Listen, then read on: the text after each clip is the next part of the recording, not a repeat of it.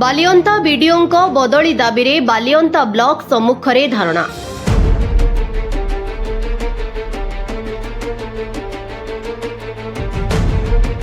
Bhubaneswar उपकंठ Balianta block सम्मुखरे सत्यभामापुर sarpanch Rashmita भोई और समाजसेवी झिली सामंतराय नेतृत्व में विभिन्न पंचायतर शताधिक महिला एकाठी होई बीडीओ रश्मिता नाथ बदली दाबी रे धारणा देथिले।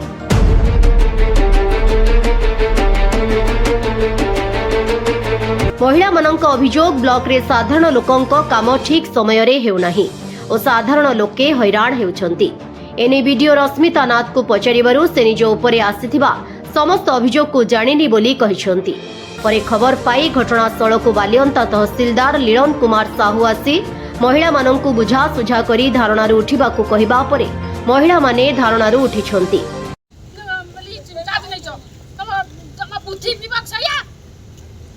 गोटे जनप्रतिनिधि को तुम दुर्व्यवहार कर काम कर नहीं गोटे हाट पाई जागा खाली करे कहला तापर मते कहउछ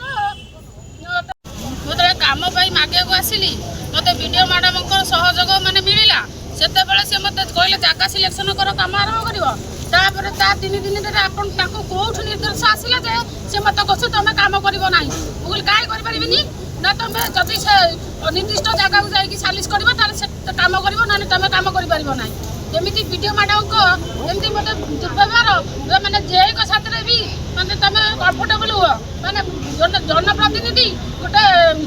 जेई पुरुष ता हाथ गोटे महिला सरपंच कोन कंफर्टेबल हो कोन जेते कंफर्टेबल हो तमे वीडियो हे गाछ कोन कंफर्टेबल हे गाछ मते तो डाउट लागुची तमे पाठ पढी कि वीडियो हे ना तमे सालिस करी कि वीडियो हे तमे बापा माता को पाठ पढी कि